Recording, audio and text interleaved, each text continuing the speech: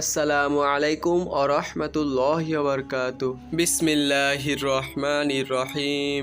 শুরু হচ্ছে মৃত্যু সম্রাট অধ্যায়ের কেউ অমর নয় পর্বের পঞ্চম অংশ। খানের মৃত্যুর খবর সম্পূর্ণ গোপন রাখা হলো।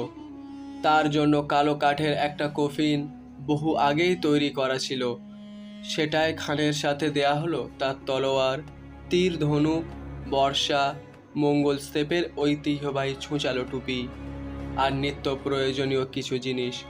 12টি ষাঁড় দিয়ে টানা বিশাল এক গাড়িতে তোলা হলো সেই কফিন টেনে নিয়ে মঙ্গোলিয়ার দিকে এগিয়ে যেতে থাকলো তার পরিবার আর দেহরক্ষীদের একটা দল। মৃত্যুর খবর গোপন রাখতে এই সব যাত্রার সামনে যেই পড়ল তাকে হত্যা করা হলো। মঙ্গোলিয়াতে কাফেলা পৌঁছানোর পর জেবে নোয়াইন বললেন, বহুকাল আগে একদিন শিকার করতে এসে খান পবিত্র পর্বত বুরখান খালদুনের গহীনে একটা প্রাচীন বিশাল দেবদারু গাছের নিচে তাকে কবর দিতে বলেছিলেন।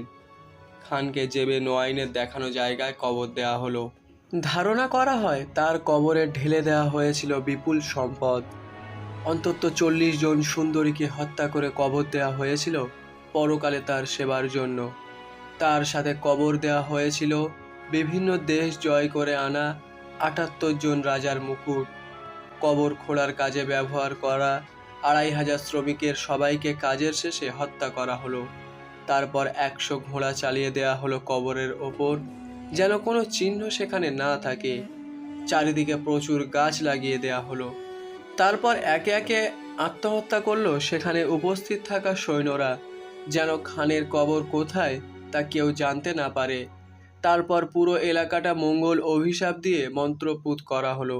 চেঙ্গিজ খানের নির্দেশ অনুযায়ী তার মৃত্যুর পর জ্বালিয়ে দেওয়া হয়েছিল জিয়া সাম্রাজ্যের রাজধানী।